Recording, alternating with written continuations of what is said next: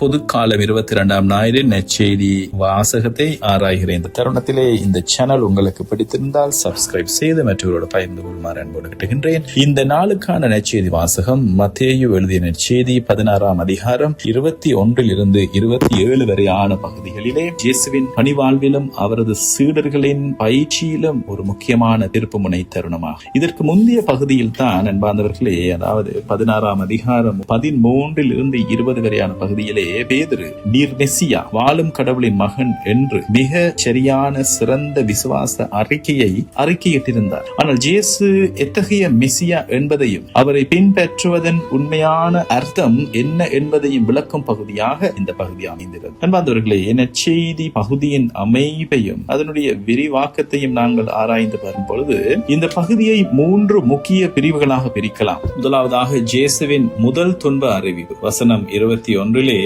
இயேசுதாம் ஜெருசலேமுக்கு சென்று மூப்பர்கள், தலைமை குருக்கள், மறைநூல் அறிஞர்கள் ஆகியோரால் பல துன்பங்கள் படவும் கொல்லப்படவும் 3ஆம் நாள் உயிர் தள்ளப்படவும் வேண்டும் என்பதை தம் சீடர்கள் விளக்க தொடங்கினார். இந்த வேண்டும் என்கின்ற இந்த வார்த்தை மூல உரையிலே தெய் என்ற சொல் பயன்படுத்தப்பட்டுள்ளது. இது மனிதர்களின் சதி திட்டம் என்பதை விட கடவுளின் மீட்பு திட்டத்தின் தவிர்க்க முடியாத ஒரு பகுதி என்பதை குறிக்கிற ஒரு வார்த்தை. ஜூத மக்கள் ஒரு ராணுவ தலைவரை எதிர்பார்த்தார்கள். ஒரு ராணுவ தலைவராக வந்து ரோமர்களை வெல்லும் மெசியாவை எதிர்பார்த்திருந்தார்கள். ஆனால் இயேசு துன்புறும் ஊழியனாக உலகை மீட்டு போவதாக தன் சீடர்களுக்கு தெளிவுபடுத்துகின்றார். இயேசு எத்தனை முறை தம் இறப்பை பற்றி, பாடுகளை பற்றி முன்னறிவித்தார் என்று சொல்லி நாங்கள் பார்க்கும் பொழுது நற்செய்தி நூல்களில், குறிப்பாக மத்தேயு, மாற்கு, லூக்கா ஆகிய ஒத்திசைவு நற்செய்திகளிலே இயேசு ஜெருசலேமை நோக்கிய தம் பயணத்தின் போது 3 முறை மிக தெளிவாகவும் வெளிப்படையாகவும் தம்முடைய பாடுகளையும் இறப்பையும் உயிர்த்தெழுதலையும் முன்னறிவித்திருந்தார். முதலாவது அறிவிப்பு மத்தேயு நற்செய்தி 16:21, மாற்கு 8:31, 9:21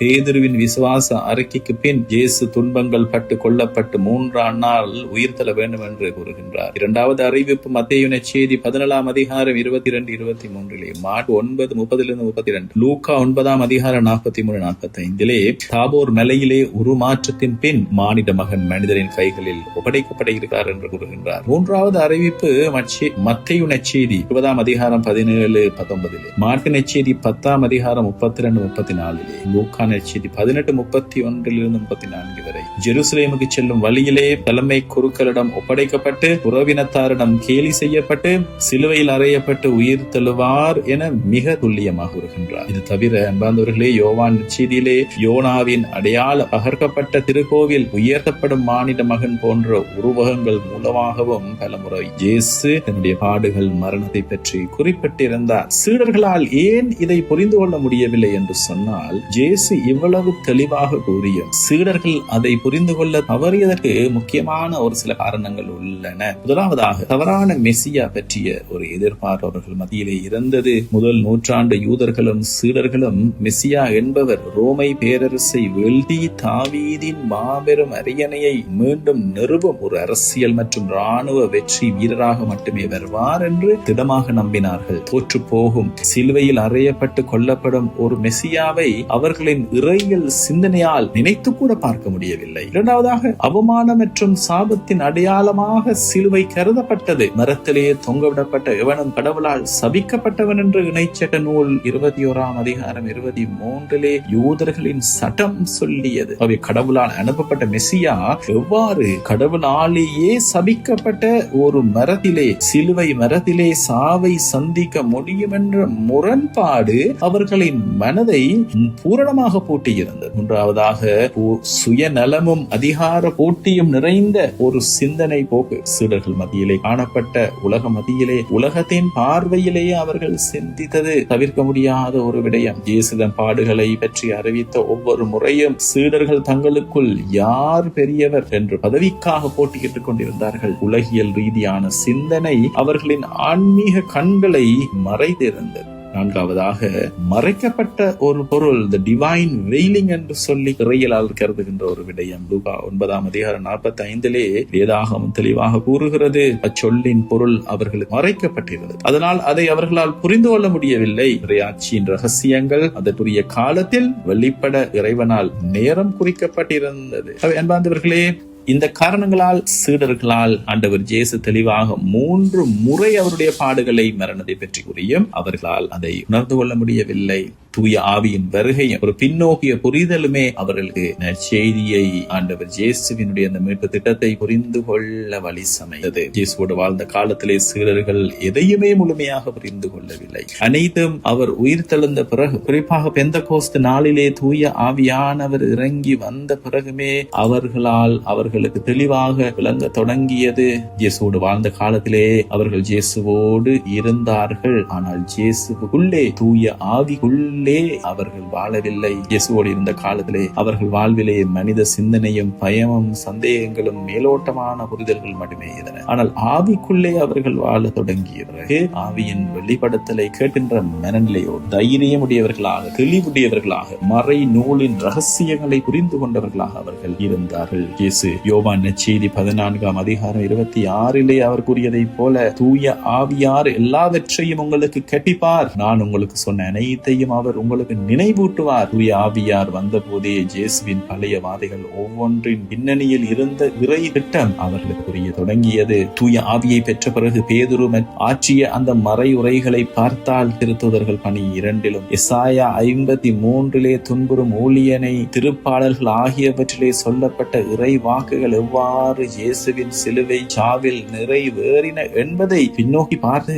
ஆச்சரியத்தோடு அவர் விளங்கி அதை விளக்குகின்றார் அந்த மறை உரையிலே. அன்பார்ந்தவர்களே, ஆவியை பெறுவதற்கு முன்னர் சிலுவையை கண்டு ஓடிய சீடர்கள் தூய ஆவியை பெற்றபின் சிலுவையில் அறையப்பட்ட இயேசுவே ஆண்டவர் என்று அரசர்களுக்கும் மனிதர்களுக்கும் பேரவைகளுக்கும் முன்பாக நின்று உயிரை கொடுத்து பறைசாற்றும் தைரியத்தையும் ஞானத்தையும் அவர்கள் பெற்றார்கள். இயேசுவின் சீடர்களின் இந்த அனுபவம் நமது ஆன்மீக வாழ்விற்கும் ஒரு பெரிய ஒரு பாடம். பல நேரங்களிலே நமது வாழ்வின் வேதனைகளும் துன்பங்களும் நிகழும் போது அவற்றின் நோக்கம் நமக்கு உடனடியாக புரிவதில்லை. ஆனால் நம்பிக்கையோடு தூய ஆவியாரின் வழி நடத்தலுக்கு நாமல் நம்மை கையளிக்கும் போது காலப்போக்கில் இறைவனின் பேரன்பும் அவரது மீட்பு திட்டமும் நமக்கு தெளிவாக வெளிப்படும். தொடர்ந்து நாங்கள் பார்க்கும் பொழுது 2வது பெரும் பிரிவான இந்த வாசக பகுதிகள் வசனங்கள் 22 23 வரையான பகுதிகளிலே பேதுருவினுடைய தடையையும் இயேசுவின் பதிலடியையும் நாங்கள் காண்கிறோம். சாத்தானே, என் முன்னிருந்து போ, நீ எனக்கு தடையாய் இருக்கிறாய் என்று ஆண்டவர் இயேசு சொல்லுகின்ற இந்த வார்த்தைகள் மத்தேயு நற்செய்தி 16:23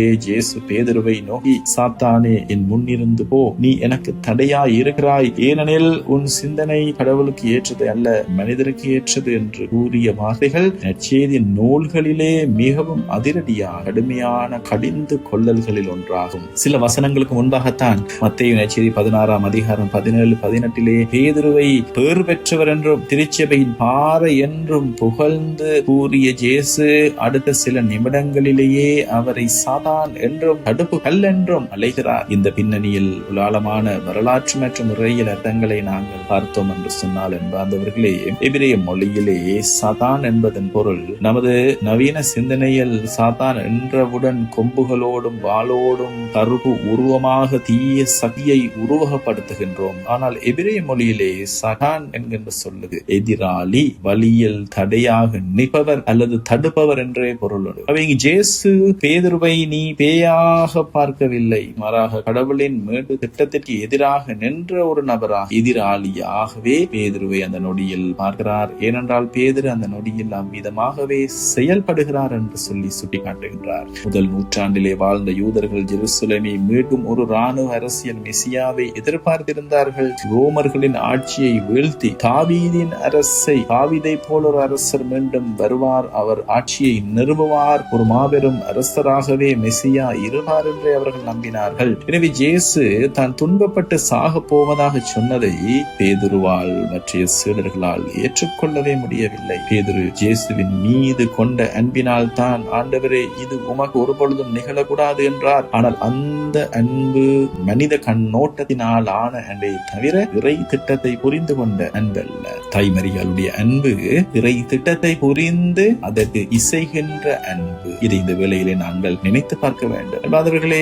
கெத்செமனிக்கு முந்தைய வனாந்திர சோதனையிலே மத்தேயு நற்செய்தி 4ஆம் அதிகாரத்திலே இயேசு பாலைவனத்திலே 40 நாட்கள் நோன்பிருந்த பொழுது சாத்தான் அவருக்கு 3 சோதனைகளை கொண்டு வந்தார். அந்த சோதனைகளின் மைய கருத்து சிலுவையும் துன்பமும் இல்லாமல் உலகை ஆள்வது எப்படி என்பதை பற்றியதா. இயேசு அன்று சாத்தானை நோக்கி அகன்று போ சாத்தானே என்று விரட்டி அடித்தார். பொழுது பேதுருவும் அதே சோதனையை, அதாவது சிலுவை இல்லாத மெசியா என்ற வழியை இயேசுவின் முன் வைக்கின்றார். சாத்தான் வனாந்திரத்திலே செய்ய தவறியதை இப்போது இயேசுவுக்கு மிக நெருக்கமான அன்பு சீடனான பேதுருவின் வழியில் செய்ய முயல்கின்றான். அதனால் தான் இயேசு அந்த கடுமையான வார்த்தைகளை பேதுருவுக்கு பயன்படுகின்றார். அடுத்த ஒரு முக்கியமான வார்த்தை தடைக்கல் என்கின்ற பாறையில் இருந்து தடுப்பு கல்லாக மாறிய பேதுருவின் நிலையை பார்த்தோம். என்பவர்களே, கிரேக்க மூல உரையிலே இயேசு பேதுருவை ஸ்கந்தலோன் என்று அழைக்கிறார். இதன் பொருள் தடுமாறி விழ வைக்கின்ற கல், தூண்டில் பொறி என்ற கருத்தா. வசனம் 18 பேதுரு திருச்சபையை கட்டி எழுப்பும் உறுதியான பாறை பெட்ரோஸ் ஆக இருந்தவர். வசனம் 23 இயேசுவின் சிலுவை பாதையை தடுக்க முயன்றதால் அதே பேதுரு இயேசுவின் பாதையில் கிடக்கின்ற ஸ்கந்தலோன் தடுப்பு கல்லாக மாறுகின்றார். என் முன்னிருந்து போ, சரியான சீடத்துவ நிலை இதுவல்ல என்று. என்பவர்களே, தமிழ் மொழிபெயர்ப்பிலே என் முன்னிருந்து போ என்று இருப்பது மூல கிரேக்கத்திலே ஹைபார்கே ஒபிசோ மௌ என்ற வார்த்தை. இது நேரடிய பொருள் எனக்கு பின்னால் போ என்பதா. யூத கலாச்சாரத்திலே போதனையாளர்கள் ரபி முன்னால் நடப்பார், சீடன் அவருக்கு பின்னால் நடந்து செல்வான். பேதுரு இயேசுவுக்கு முன்னால் வந்து நீ ஜெருசலேமுக்கு செல்லக்கூடாது என்று இயேசுவுக்கு வழி தடுத்த வேளையிலே, தடைகளாக இருந்த வேளையிலே இயேசு பேதுருவுக்கு நினைவூட்டுகின்றார். பேதுருவே, நீ எனக்கு வழிகாட்டி அல்ல, நீ என் சீடன். எனவே எனக்கு முன்னால் வந்து என் பாதையை மறிக்காதே, எனக்கு பின்னால் வந்து நான் செல்லும் சிலுவையின் பாதையை பின்பற்று. ஒரு அழகான பாடத்தை ஆண்டவர் பெற்றுத் தருகின்றார். சாத்தான் எப்பொழுதும் கொடூரமான வடிவிலே வருவதில்லை. பல நேரங்களில் நமக்கு பிரியமானவர்களின் அன்பு என்கின்ற, நலன் விரும்பி என்கின்ற போர்வையிலும் கடவுளின் திட்டத்தை தடுத்து நிறுத்துகின்ற தடைகளாக, சோதனையாக வருகின்றான். வர முடியும் என்பதை நாங்கள் நினைத்துக் கொள்ள வேண்டும். கடவுளின் சிந்தனையா மனித சிந்தனையா என்று சொல்லி எப்பொழுதும் நாங்கள் சீர்தூக்கி பார்க்க வேண்டும். நமது சுய சௌகரியங்கள், சுகபோகங்கள் மற்றும் துன்பமில்லாத பாதைகளை தேடுவது மனித சிந்தனை. கடவுளின் மீட்பு திட்டத்துக்காக சிலுவையையும் தியாகங்களையும் ஏற்றுக்கொள்வது கடவுளின் சிந்தனை. இயேசுவுக்கு முன் நடந்த நமது விருப்பத்தை அவர் மீது திணிப்பதை விட்டுவிட்டு அவருக்கு பின்னால் நடந்து அவரது சிலுவை சுவடுகளை பின்பற்றுவதே உண்மையான சீடத்துவம். சில நிமிடங்களுக்கு முன்னர் இறை வழிபாட்டால் இயேசுவே மெசியா என்று ஏற்ற பேதுரு இப்பொழுது அடுத்த கணமே மனித சிந்தனையால் நிறைந்து இயேசுவின் சிலுவை பாதையை தடுக்க முற்படுகிறார். வனாந்திரத்திலே இயேசுவை, பாலைவனத்திலே இயேசுவை சோதித்த சாத்தான் துன்பமின்றி உலகை ஆள் என்கின்ற அந்த அலைவு. பேதுருவும் அதே சோதனையை இயேசுவுக்கு முன் வைக்கின்றார். எனவேதான் தன் அன்பு சீடனை இயேசு சாத்தான் என்று கடிந்து கொள்ளுகின்றார். என் முன்னே வந்து என் வழியை தடுக்காதே, எனக்கு வழி நடத்தாதே, எனக்கு பின்னால் வந்து என்னை பின்தொடர், என்னுடைய சீடனாக என்ற கருத்திலே என் முன்னிருந்து போ என்று ஆண்டவர் இயேசு அவரை கடிந்து கொள்கின்றார். தொடர்ந்து 3வது பகுதியான அன்பார்ந்தவர்களை வசனங்கள் 24 26 வரையான பகுதிகளிலே சீடத்துவத்தின் 3 நிபந்தனைகளை நாங்கள் காணுகின்றோம். இயேசுவை பின்பற்றி செல்ல விரும்பும் ஒவ்வொருவருக்கும் அவர் 3 தெளிவான நிபந்தனைகளை வரையறுத்திருக்கின்றார். முதலாவதாக தன்னையே மறுத்தல், இரண்டாவதாக சிலுவையை தூக்குதல், மூன்றாவதாக இயேசுவை பின்பற்றுதல். சுயநலத்தை இழந்து துன்பங்களை விரும்பி சிலுவையின் வழியில் இறை சித்தத்திற்கு ஏற்று, இறை சித்தத்துக்கு கீழ்ப்படிந்து துன்பங்களை விரும்பி ஏற்றுக்கொண்டு அனுதினமும் நடக்கின்ற ஒரு வாழ்வு. வசனம் 25 ஆண்டவர் சொல்கின்ற இந்த வார்த்தைகள், உயிரை காப்பவன் அதை இழந்து போவான் என்பது. இவ்வுலகின் தற்காலிக சுவ போகங்களுக்காகவும் சுயநலத்திற்காகவும் வாழும் மனிதன் தன் நித்திய வாழ்வை இழக்கின்றான். ஆனால் கிறிஸ்துவுக்காக தன் வாழ்வை அர்ப்பணிப்பவன் உண்மையான நித்திய வாழ்வை கண்டடைகின்றான். வசனம் 26 ஒருவர் உலகம் முழுவதையும் ஆதாயமாக்கி கொண்டாலும் தம் உயிரையே இழப்பாரானால் அவருக்கு வரும் பயன் என்ன என்கின்ற வார்த்தைகள் உலக பொருட்கள் எதாலும் ஒரு மனித ஆன்மாவின் மதிப்பிற்கு ஈடாகாது.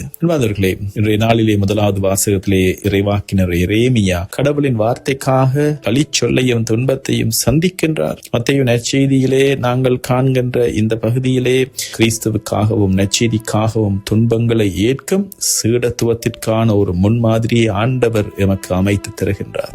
இரண்டாவது வாசகத்திலே உலக போக்கின்படி ஒழுகாமல் உடலை உயிருள்ள பலியாக படையுங்கள் என்று ரோமியர்களே திருமுகத்திலே பவுல் சொல்லுகின்ற அந்த வார்த்தைகள் தன் சிலுவையை தூக்கி கொண்டு தன்னையே மறுத்து இயேசுவை பின்பற்றுவதன் நடைமுறை வடிவத்தை நாங்கள் காண்கிறோம். என்பவர்களே, இன்றைய வாழ்வின் யதார்த்தத்திலே நாங்கள் கற்றுக்கொள்ள வேண்டிய ஆன்மீக பாடங்கள் ஒரு சில உள்ளன. துன்பம் இல்லாத கிறிஸ்தவம் இல்லை, சிலுவை இல்லாத இயேசுவும் இல்லை, சிலுவை இல்லாத கிறிஸ்தவ சீடத்துவமும் இல்லை. வாழ்வின் சோதனைகளையும் தியாகங்களையும் கிறிஸ்துவோடு இணைந்து சுமப்பதே உண்மையான விசுவாசம், உண்மையான சீடத்துவம். அடுத்து மிக முக்கியமான ஒரு பாடம் மனித சிந்தனையா இறை சிந்தனையா என்கின்ற அந்த கேள்வி.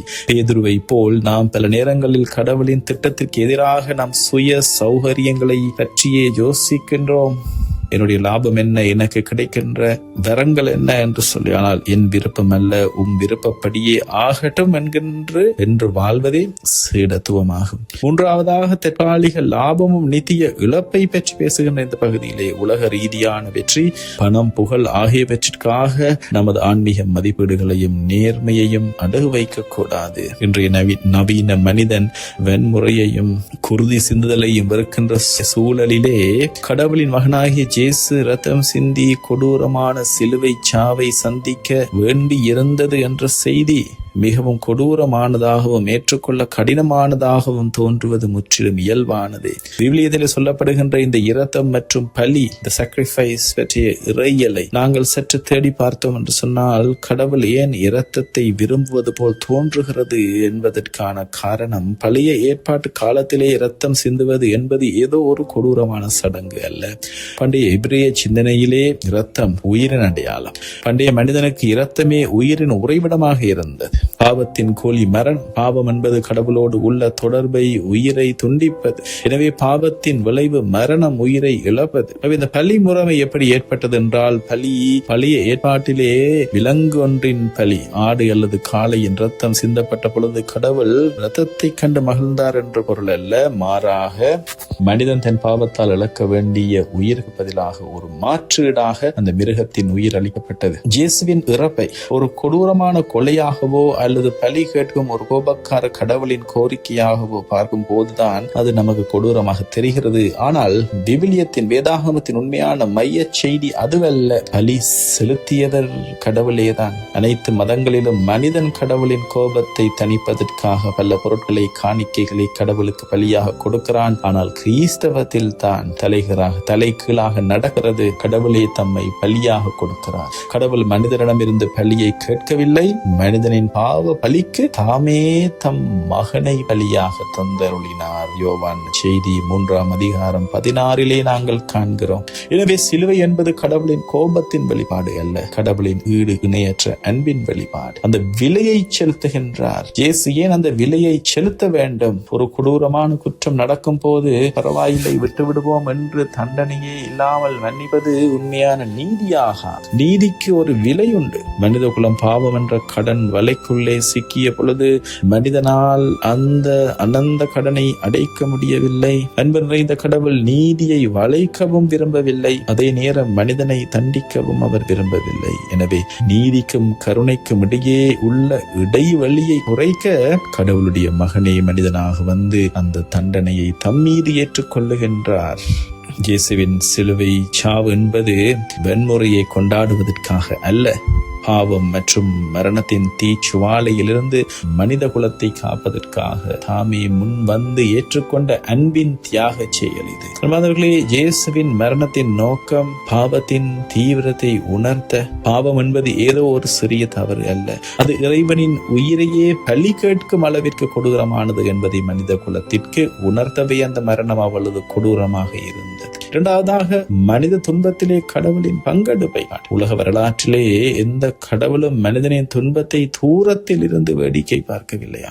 இயேசுவின் வழியை கடவுள் மனிதனின் மிக மோசமான வலியையும் அவமானத்தையும் மரணத்தையும் தாமே நேரில் அனுபவித்தார். மூன்றாவதாக வன்முறையை அன்பால் உறிஞ்சுதல், அப்சர்பிங் ஈவல். உலக மனிதர்கள் வன்முறைக்கு வன்முறையால் பதிலடி கொடுக்கின்றார்கள். ஆனால் இயேசு உலகத்தின் ஒட்டுமொத்த வன்முறையையும் வெறுப்பையும் தன் உடலில் தாங்கி அதற்கு பதிலாக மன்னிப்பையும் அன்பையும் கருணையை மட்டுமே திருப்பிக் கொடுக்கின்றார். அவை நவீன மனதிற்கு சிலுவை கொடூரமாக தெரிவது இயல்பே. என்னில் முதல் நூற்றாண்டில் கூட பவுல் அடிகள் இவ்விதமாக எழுதி வைத்திருக்கிறாரே, சிலுவை பற்றிய செய்தி அழிந்து போவோருக்கு பைத்தியக்காரத்தனம், உலகத்தின் பார்வையில் அது மடமை, யூதருக்கு தடைக்கல், புறவினத்தாருக்கு மடவை என்று 1 கொரிந்தியர் 1:18-23 வரை. ஆனால் சிலுவை என்பது இரத்தம் சிந்தும் வன்முறையின் சின்னம் அல்ல.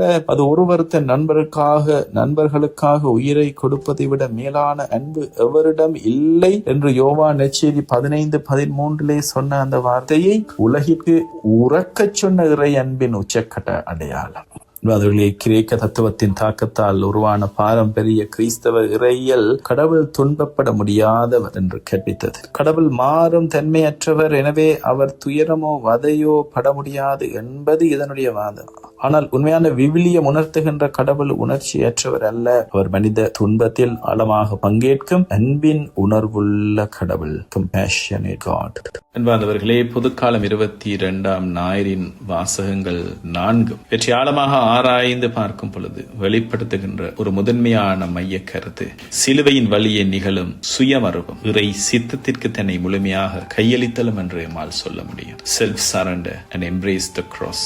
இந்த கருத்து 4 வாசகங்களிலும் வெளிப்படுகின்ற விதம் என்னவென்று சொன்னால், சுருக்கமாக முதலாவது வாசகத்திலே எரேமியா இறைவாக்கினருடைய 20வது அதிகாரம் 7 -9 வரையான பகுதிகளிலே இறைவனின் அழைப்பிற்காக தன் சுயத்தை இழந்து பழி சொற்களுக்கு இடையே தன்னை இறைவனுக்கு கையளித்த நீர் என்னை வசப்படுத்தி விட்டீர் என்கின்ற இறைவாக்கினருடைய அந்த அழுகுரல். பதிலுரை பாடல் திருப்பாடல் 63 வறண்ட நிலத்தில் இறைவன் மீது மட்டும் தாகமாய் இருந்து தன் முழு ஆவலையும் இறைவனுக்கு சமர்ப்பிக்கின்ற உமது பேரன்பு உயிரினும் மேலானது என்கின்ற அந்த வேண்டுதல். 2வது வாசகத்திலே ரோமையர் 12ஆம் அதிகாரம் 1-2 வரையான பகுதிகளிலே உலகின் போக்கிற்கு உட்படாமல் தன் உடலையும் சுய சித்தத்தையும் இறைவனுக்கு உயிருள்ள பலியாக படைக்குமாறு பவுலுடைய அழைப்பு. நற்செய்தி வாசகத்திலே மகுடமாக மத்தேயு 16:21-27 வரையான பகுதியிலே சுயநலத்தையும் மனித சிந்தனையையும் மறந்து தன் சிலுவையை சுமந்து கொண்டு இயேசுவை பின்பற்றுதல்,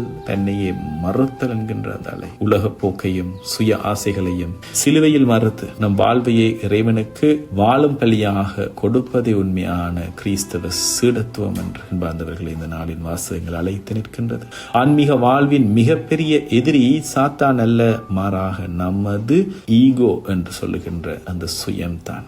நமது வீழ்ச்சி காரணம் சாத்தான் என்று காரணம் காட்டுவது எளிது. அதனால் சாத்தான் இலகுவானவன் என்று சொல்லவில்லை. ஆனால் வேதாகமத்தின்படி நமது சுயநல சிந்தை, தி செல்ஃப், இறை உறவுக்கு முட்டுக்கட்டையாக இருந்து அதை வெல்வதுதான் உண்மையான ஆன்மீகத்தினுடைய வழி. மத்தேயு நற்செய்தியிலே இயேசு பேதுருவை சாத்தானே என்று கடிந்து கொண்ட நிகழ்வு. அந்த சாத்தான் வெளியிலிருந்து வரவில்லை, பேதுருவின் சுய சிந்தனையிலிருந்து வெளிப்பட்டார். பேதுரு இயேசுவின் மீது கொண்ட அன்பினாலும் பேச்சினாலும் அவரது ஆழத்தில் இருந்தது சுய பாதுகாப்பு மற்றும் மனித இயல்பு, தி ஃபிளஷ். துன்பமில்லாத சௌகரியமான ஒரு பாதையை தன் ஆண்டவருக்காக தேடியது அவரது சுயம். அதனால் தான் இயேசு மிக தெளிவாக எல்லை கோட்டை கிழிக்கிறார். உன் சிந்தனை கடவுளுக்கு ஏற்றது அல்ல, அது மனிதருக்கு ஏற்றது என்று சொல்லி சீடத்துவத்தின் முதல் நிபந்தனையாக இயேசு சாத்தானை வெல்வதை சொல்லவில்லை, மாறாக தன்னையே மறுத்தல் என்பதை முதன்மையாக வைக்கிறார். சுயம் இறக்குமிடத்தில் சாத்தான் தன் பலத்தை இழக்கிறான்.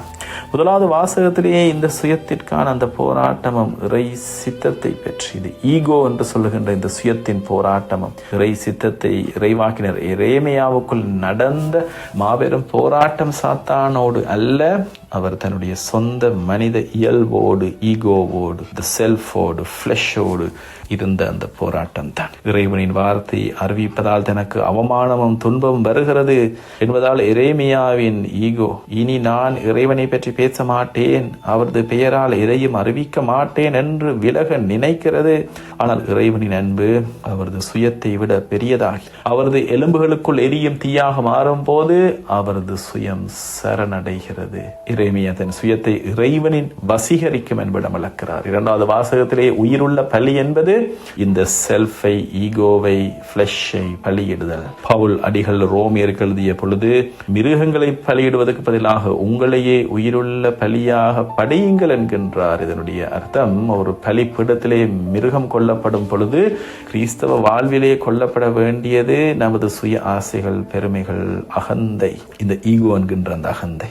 இந்த உலகத்தின் போக்கின்படி ஒழுகாதீர்கள் என்று அந்த எச்சரிக்கை நமது சுய நல மாம்ச இயல்புக்கு எதிரானது. உலக போக்கு என்பது நமது அகந்தையை திருப்திப்படுத்துவதற்கான முதன்மையாக இருக்கிறது. ஆனால் பவுல் சுட்டி காட்டுகின்ற அந்த உருமாற்றம் நமது அகந்தையின் குரலை அடக்கி, மாம்ச இயல்பை அடக்கி இறைவனின் திருவுளத்திற்கு வழிவிடுகிறது.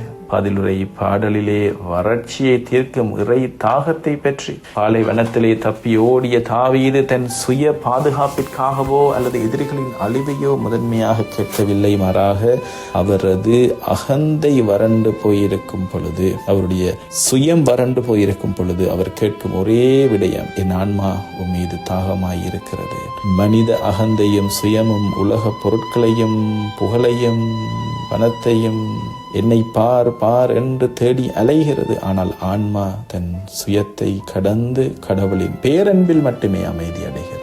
சாத்தான் நமக்கு வெளியே இருக்கின்ற எதிரி மட்டுமே. ஆனால் நமது அகந்தை, ஈகோ, மாம்சம் என்பது பவுல் சொல்வதை போலவே நமக்கு உள்ளேயே இருந்து கொண்டு கடவுளின் திருவுளத்திற்கு எதிராக ஆவிக்குரிய வாழ்வை வாழ விடாமல் எதிராக செயல்படுகின்ற மாபெரும் எதிரி.